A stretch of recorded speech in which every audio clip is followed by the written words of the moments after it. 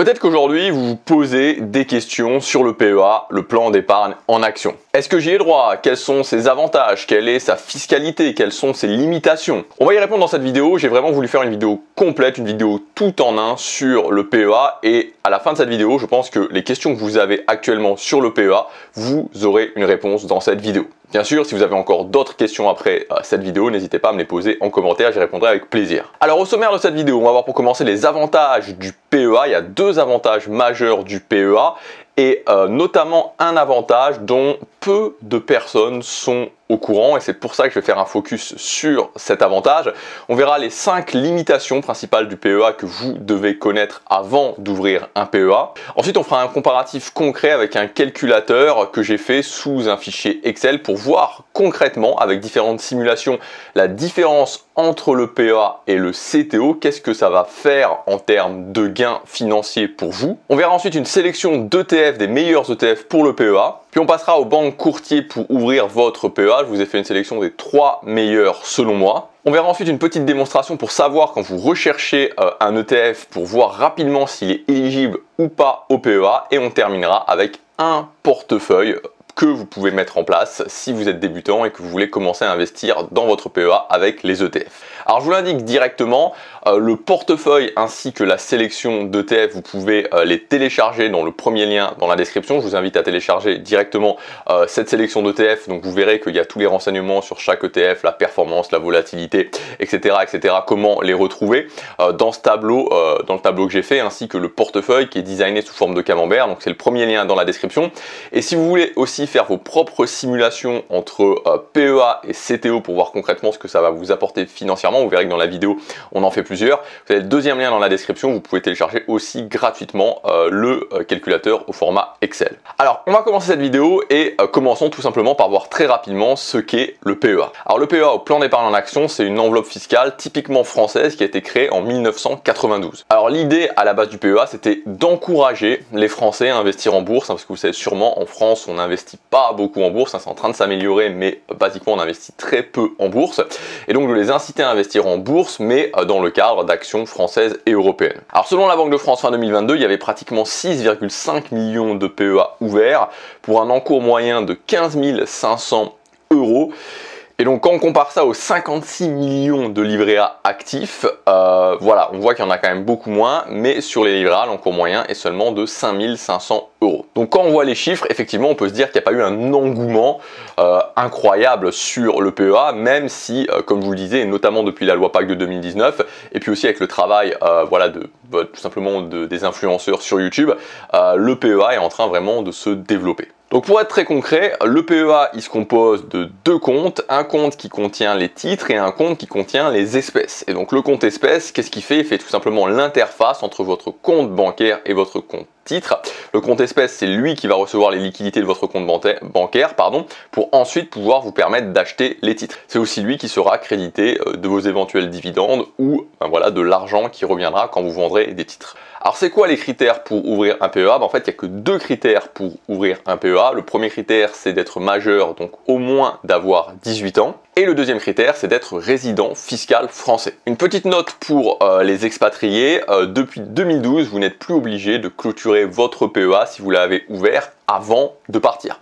Typiquement, si en 2017 ou 2018 vous avez ouvert un PEA puis qu'en 2020 vous êtes expatrié, vous n'êtes plus obligé de clôturer votre PEA à l'exception sauf si vous vous expatriez dans un territoire non coopératif ou paradis fiscal. Bon, je pense que c'est pas le cas pour la plupart d'entre vous. Maintenant, si vous n'avez pas ouvert votre PEA avant de partir et que vous n'êtes plus résident fiscal français, c'est trop tard. Alors maintenant, venons-en aux 2 avantages principaux du PEA. Et je vais commencer par le premier avantage dont on entend assez peu parler. Alors certains, j'imagine, si vous regardez pas mal de contenu, sont au courant, mais je pense que la plupart des gens, et surtout les débutants, sont pas forcément au courant de ça. Et c'est très important, et c'est surtout ça qui rend le PEA aussi très intéressant, c'est que le PEA est un circuit fermé. Donc si je reprends l'image de tout à l'heure, on voit bien que d'un côté vous avez le PEA et de l'autre côté le compte courant. Et donc on voit que en fait le PEA est un circuit fermé dans le sens où le compte espèce et le compte titre sont à part et que les gains du PEA ne sont taxés qu'au moment des retraits quand vous les retirez du compte espèces pour les mettre sur votre compte courant. Donc ça veut dire que les dividendes ou plus-values que vous avez réalisées, tant qu'elles restent dans le système PEA, c'est-à-dire que tant qu'elles restent sur le compte espèces du PEA, ne seront pas taxées. Sachant aussi évidemment, je le répète, que le capital n'est jamais taxé. Donc voilà, donc si vous touchez par exemple, vous vendez des titres, que vous les laissez sur votre PEA, vous touchez les dividendes, vous les laissez sur votre PEA, tant qu'ils restent dans le système PEA, dans le compte espèces du PEA, vous pouvez les réinvestir ensuite sans jamais devoir être taxé. Enfin, en tout cas, dans cette situation, sans être taxé. Et c'est la différence principale avec le CTO, sur lequel vos plus-values et vos dividendes seront taxés dès qu'ils sont crédités sur votre compte espèces. Et c'est pour ça que le CTO ne fonctionne pas en système fermé, en circuit fermé comme le PEA. Sur le CTO, vous vendez des titres où vous avez fait des plus-values, boum, vous prenez la flat tax.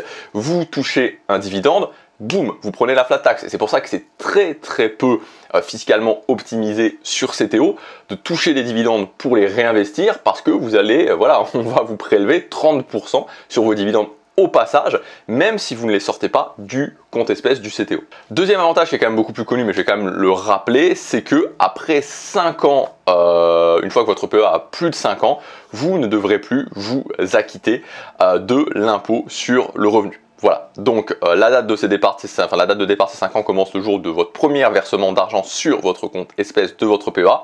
Alors vous n'aurez plus d'impôt sur le revenu, mais bien sûr vous continuerez à payer les prélèvements sociaux. On verra un peu plus tard dans la vidéo que ce point-là, cet avantage-là, va faire potentiellement une différence très importante, mais vraiment très importante sur le moyen, sur le long terme, par rapport à une somme que vous aurez placée sur un CTO. Alors maintenant, voyons les limitations du PEA. Donc ces limitations seront plus ou moins bloquantes suivant votre situation. Première limitation, c'est que vos fonds sont entre guillemets bloqués pendant 5 ans. Alors quand je veux dire bloqués, ça ne veut pas dire que vous ne pourrez pas les récupérer pendant 5 ans, mais ça veut dire qu'à moins de cas très particuliers, il y en a 3. Si vous faites un retrait avant ces 5 ans, votre PEA sera tout simplement clôturé et les fonds versés sur votre compte courant. Vous pourrez toujours en ouvrir un autre, mais vous aurez perdu l'antériorité fiscale. Donc c'est pour ça qu'il faut vraiment considérer le PEA comme une enveloppe où j'investis et je ne touche à rien pendant 5 ans. Deuxième limitation, c'est évidemment le plafond de versement qui est de 150 000 € de capital maximum. Alors je dis bien de capital, on va prendre un petit exemple, c'est-à-dire que si par exemple vous placez 150 000 € sur votre PEA à 30 ans, sur des actifs qui donnent un rendement annualisé de 8%, donc pas de versement complémentaire, donc puisque vous êtes au maximum autorisé, vous laissez juste les intérêts capitalisés sur le PEA sans les retirer. À 60 ans, votre PEA aura atteint un capital d'un peu plus de 1,5 million d'euros. 10 fois plus que le maximum autorisé, cependant ça n'a aucune importance puisque 90% de cette somme sera composée des intérêts. Troisième limitation, vous ne pouvez ouvrir qu'un seul PEA par personne. Par contre, dans un couple, chacun des conjoints peut en ouvrir un. Et si le plafond de votre PEA est aussi atteint, vous pourriez aussi compléter avec un PEA PME. Au total, entre le PEA plus le PEA PME, vous pourriez investir jusqu'à 225 000 €. Quatrième limitation, vous ne pouvez investir que sur des actions françaises ou européennes, c'est-à-dire des actions où le siège social de l'entreprise se trouve en France ou en Europe. Alors on y reviendra ensuite puisque sur cette chaîne on parle de gestion passive en utilisant les ETF. On va voir qu'on peut facilement et légalement contourner cette limitation avec les ETF. Et enfin, dernière limitation, c'est qu'il n'y a pas de PEA chez les courtiers étrangers. Certains en parlent, je pense à Trade Republic, je pense aussi à DeGiro, mais voilà, actuellement il n'y a pas de PEA chez les courtiers étrangers. Alors maintenant, ce que je vous propose, c'est de voir, pour bien se rendre compte, parce que je pense que souvent on ne s'en rend pas forcément compte, de faire quelques simulations avec un calculateur pour voir vraiment la différence entre un PEA et un CTO, qu'est-ce que ça va faire concrètement sur le moyen, sur le long terme. Alors évidemment, ces simulations ne correspondent pas forcément à votre cas particulier. Si vous voulez faire des simulations avec votre propre cas particulier, vous avez le calculateur dans le deuxième lien dans la description, celui que j'utilise dans cette vidéo.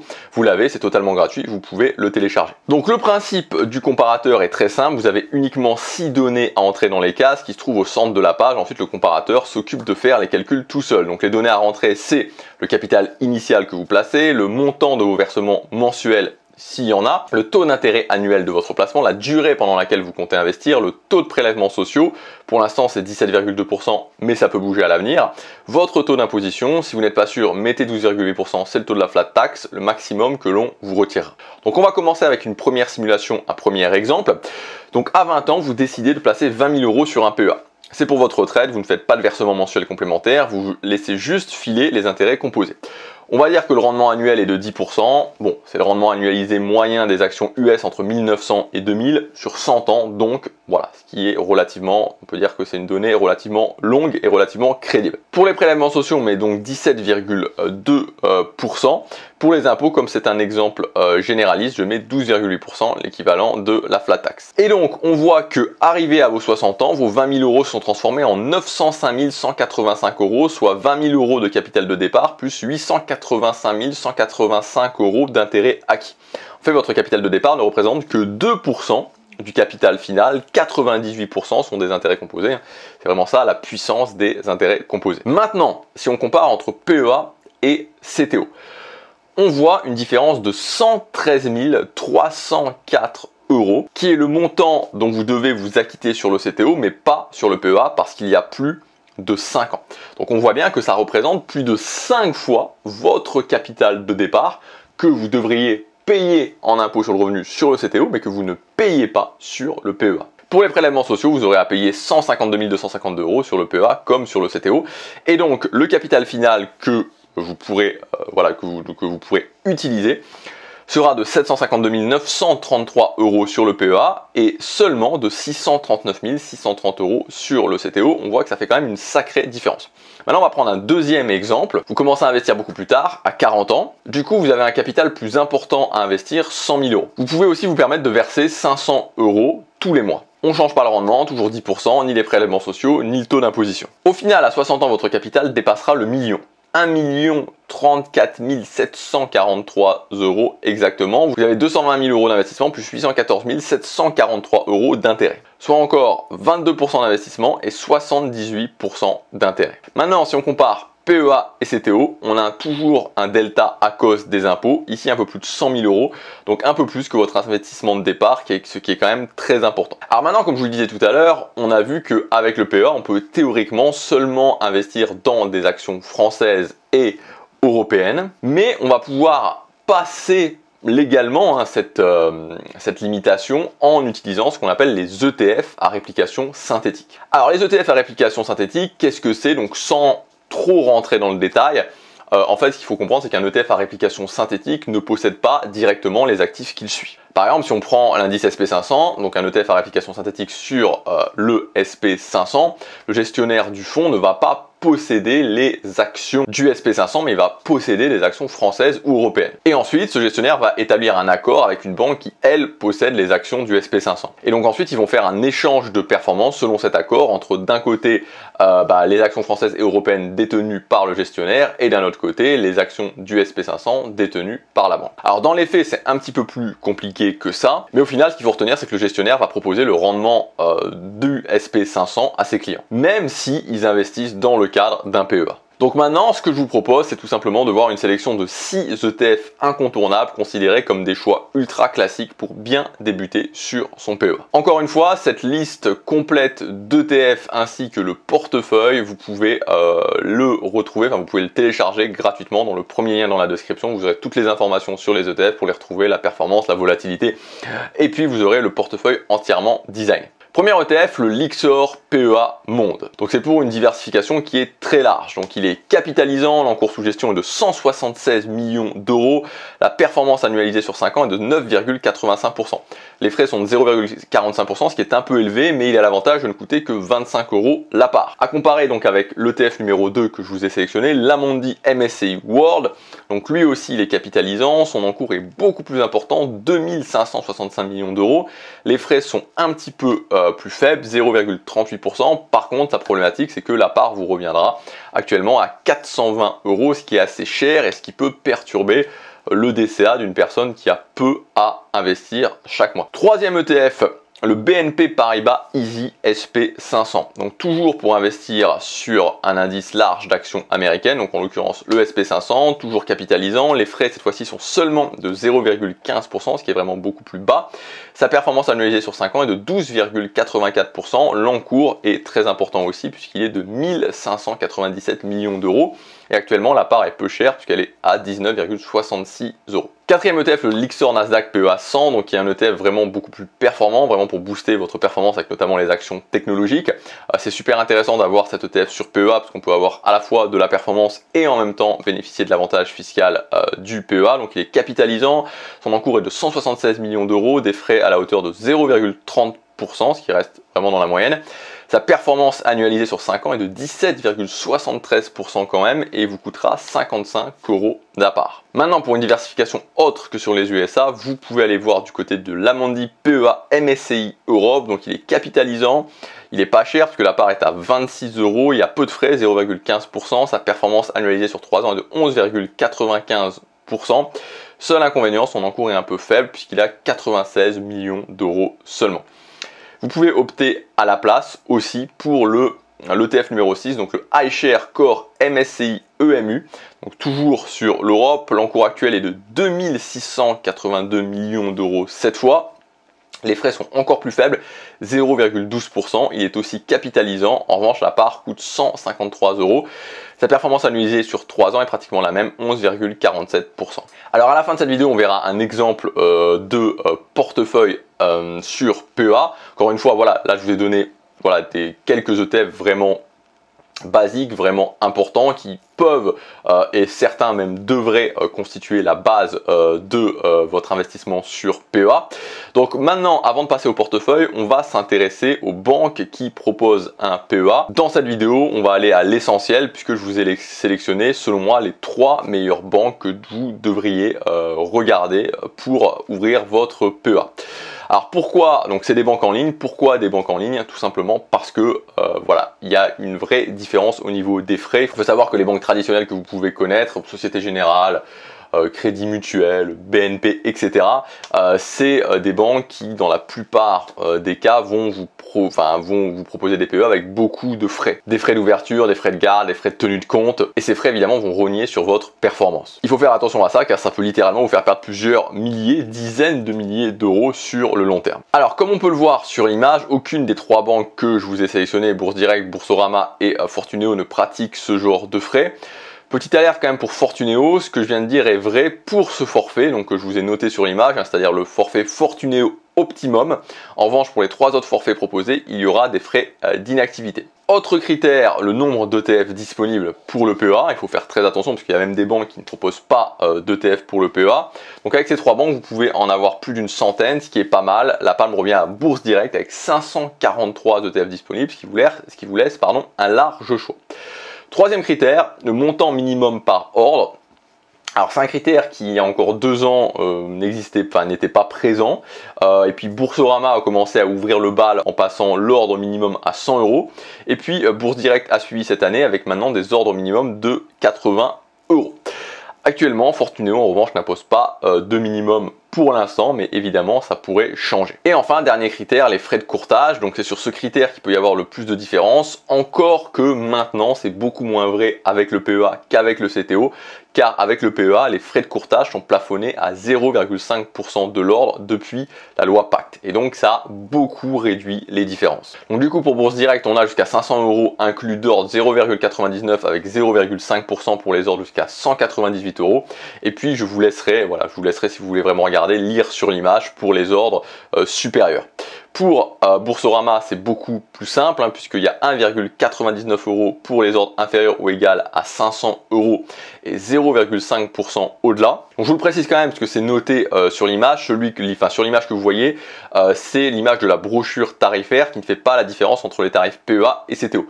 Or, les frais du CTO ne sont pas plafonnés, c'est pour ça que vous voyez 0,60% de frais. Mais pour le PEA, ça sera 0,50% max, c'est d'ailleurs indiqué en tout petit en bas de la brochure. A noter aussi, c'est quand même intéressant que Boursorama propose une gamme d'ETF en partenariat avec iShare à 0% de frais de courtage.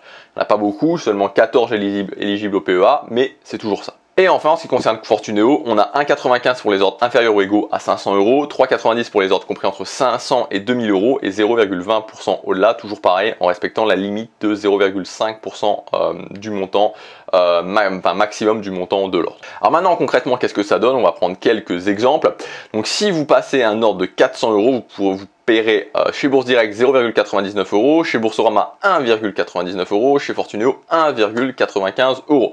Maintenant, si vous passez un ordre de 600 €, vous paierez chez Bourse Direct 1,90 €, chez Boursorama 3 €, chez Fortuneo 3,90 €. Alors maintenant, avant de passer au portefeuille, il y a un détail, quelque chose quand même qui est relativement important et que je voudrais vous montrer, puisque j'ai souvent cette question-là qui revient, c'est comment voir si un ETF est éligible au PEA. Alors la première possibilité, c'est tout simplement d'aller sur le site de l'émetteur. Si je prends comme exemple le premier ETF que je vous ai proposé tout à l'heure, le Lyxor PEA Monde, donc sur le site de Amundi, dans les informations clés de l'ETF, vous avez l'indication de l'éligibilité de cet ETF au PEA. Pareil pour le BNP Paribas SP500 sur le site BNP Paribas, ici c'est même indiqué sur l'aperçu. Pareil pour le site d'iShare, l'info est dans les points clés. Maintenant, si vous ne voulez pas aller sur le site de l'émetteur, vous pouvez aussi choisir d'aller sur un site comme par exemple Cantalis qui fournit tout un tas d'informations et de ressources aux investisseurs. Donc si je reprends l'exemple du PEA Monde, sur le site Cantalis, dans la rubrique caractéristiques générales, vous avez l'éligibilité au PEA qui est indiquée. Et enfin, vous pouvez aussi aller sur des screeners comme Just ETF, et donc sur Just ETF, vous pourrez avoir cette info dès que vous allez sélectionner l'ETF. S'il n'y a pas indiqué éligible au PEA, c'est que cet ETF n'est pas éligible au PEA.